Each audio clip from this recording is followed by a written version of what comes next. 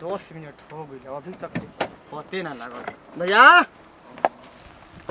ए दुल्हा साहब, अरे जाके देखो लगन पे जाए के बा हमारा देरी हो। अरे भैया त लगन पे जाई को त होन मेरा आरु केन केने कोई बुझाते नहीं के आजकल के बहाने कोई भाग त ना कोई। आजकल के कनिया ना ढेर ऐसन कुल काम करत तड़ीस।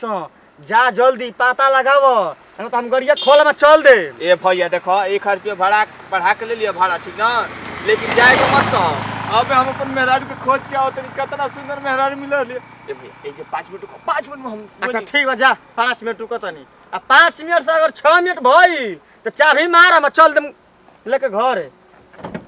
ऐसा नहीं कुल तो दुल्हा दुल्हन बा बीचे रास्ते लाग जाता लाइटर रे खजन तो ठूस ठूस त का होई। जा जल्दी खोज के आव ए जे बानी।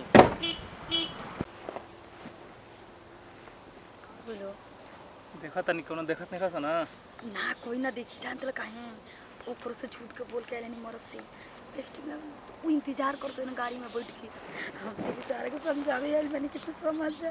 बे का समझेबी जो क्या तली तो जिंदगी बर्बाद कर देली हमार और बात बतियाओ तड़ी। देखो करे जा ऐसन मत कह तू का तू कही कहला त हमर दिल पर चोट पूछेला अभी से तो समझ तू।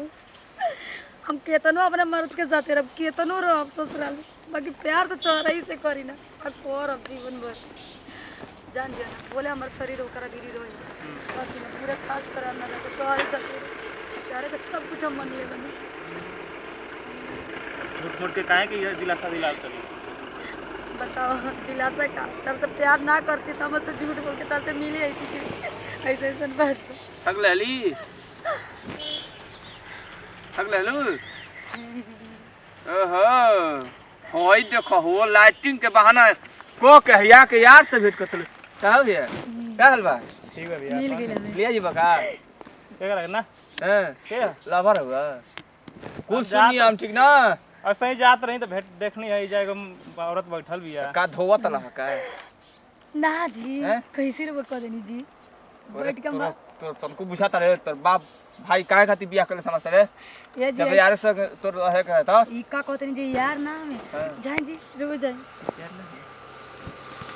सर यार ना हुए एरा फूल हम हमारे के सुनने थी ना नया नया शादी करके ले जाती रे काहे हमके मारत नहीं का करी आरती तार तरी देवी जी हऊ वो तो उतारा ही के पड़ी जाके दौरा में डेग धरे के पड़ी सुन हम जाने तनी के रवे के साथे रहेगा सुन रे बोल अबे ई बता कि तू जब करत ना तो ठीक नहीं कर आ देख तो काम घर ना ले तू जो कर संग ले जो ये जी ऐसा मत करी का? हम मर जाए हम कहां जाए छोट छोट कोई तू धइले रे अरे हम पति नहीं तू करे ई बताओ कि तोर पति यही रे शादी भेला ना हाँ। तोर मांग में से निकल जाला हमरा नहीं रे रबड़ डलने नहीं भोसड़ हो त झूठ बोल के लाइटिंग का बहाना करके यार से भेंट करे आवतली ओके समझावे आइला नहीं जी हैं? गलती हो गई माफ कर दी समझावे ले ठीक बाते ई बताओ कि घरे जी भी हमरा रहबी त काल के दिन झूठ बोल के तू का करबी हर पीठ पीछे ना तू करो। कुछ भी कर सकली कहल जा ना हमर दादा कहत रहा पहले के जमाना के कि मेहरारू के बच्चे ना के नहीं तो महिला खेले बिना ना मरती सब ई कैसे कह देनी जा जी